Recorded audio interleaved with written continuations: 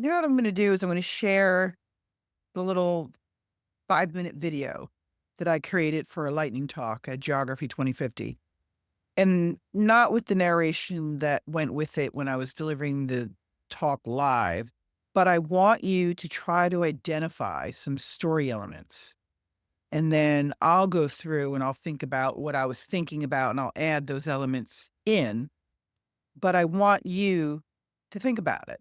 And because of that, I'm going to use the storyteller tactics here. I'll put a link in there. I don't get anything, obviously, from this. They're expensive. So unless you plan on exploring them, maybe just try to follow along. What they do, they have these desert island cards. If you're not going to go through all of these cards, and I'll put an image, you can see how many there are. I am scattered out by categories because if you pick one up, there's three others you can bring in to integrate if you're having trouble using that one angle. The first one they talk about is the dragon in the city. When you're looking at a video and trying to dissect the story behind it, maybe describe it as an epic adventure. And I'll give you the first give me. The opening sequence I use in the video is movement. I want you to feel like you're on a journey. This is not going to be a didactic talk where it's like slide info. The movement is there for a journey. So they call it Dragon in the City. So explain your project like it's an epic adventure. Get people excited about what it is that you're going to be talking about. The next one is story listening. And I talked about that in the general video, but listen to other people's stories. What's very interesting, there's a quote, and I'll put the link in the book, but they're talking about leaving things out of maps. And maps are stories, right? You map things out in your brain, maps exist. You can print them out. They can just be mental maps. If I want a map of the example they use in this book is like bicycle routes. It's not going to be useful to have every library there unless I want to ride my bike to libraries. And that makes the map and the story specific to you.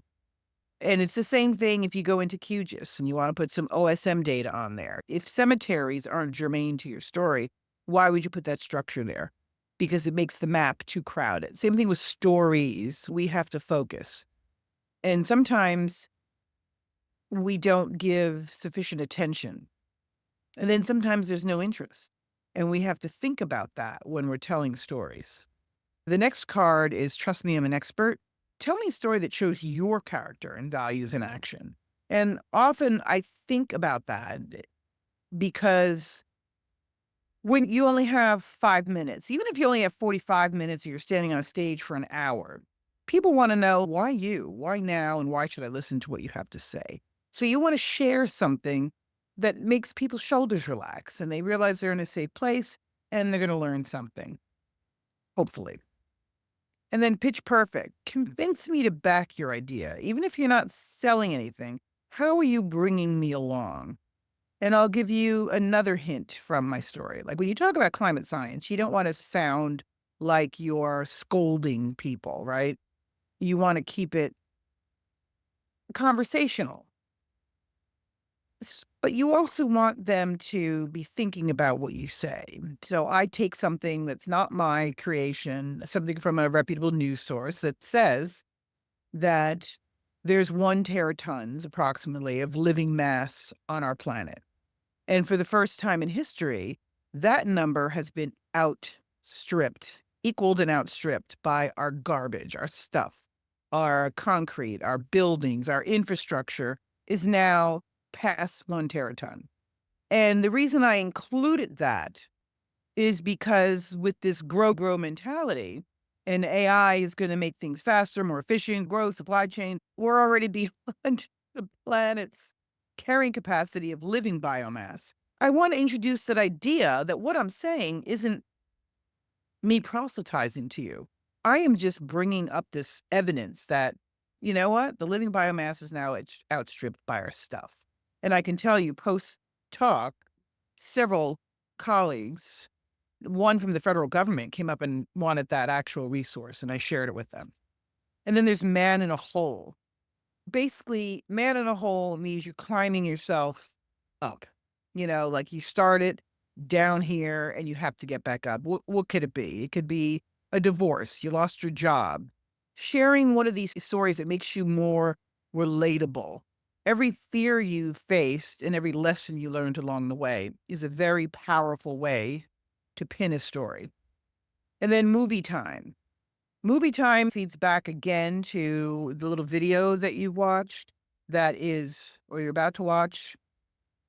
There's movement. All right. So already we have a cinematic beginning to a story. And you're also going to hear a few images in, you'll hear sound.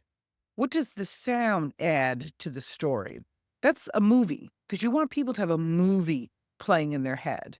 And think about all the conferences you've gone to and all the things you've had to listen to. They're just like, and blah, blah, blah, blah, blah, blah. That hasn't been particularly compelling, I'm going to argue. And I think you would agree. And then the next one is story bank. Keep track of stories. I always talk about this. When you hear stories, remember them. You can hear snippets of conversations. You can hear something from the stage that somebody said, and you're like, wait a minute, what about this? What about this edge? Here's a friction I want to introduce. Why? Let's talk about that. So that's the same thing as story listening. Just listen. Listen when people talk. It's very important to understand what they're saying. There's going to be blank spots, right? We can't talk about everything. We can't put everything on a map. We can't put everything in our story. And I love this quote because it makes you think, especially when we're focusing on climate science. This little tolerance of blank spaces could be a sign that our aggressive tendencies are under control. We're okay with having blank space on a page when we write. We're okay not throwing everything on the map. And it continues, but it might also be an indication of insufficient curiosity or evidence of intense self-interest. Now, I focus on that intense self-interest because if I want to sell you something, or if I work for renewable energy or something like that, I'm not going to talk about the lack of energy density in the renewable, and we don't have capacity to even come close at fueling the GDP that we demand in our country, and it keeps growing and growing. I'm not going to focus on that, right? So that is really an evidence of intense self-interest when you don't bring in the conversations about, say, natural resource capital. And these are just a few examples. We're going to build on it through this section and building out different sections that now will help us be better storytellers using real data, real information.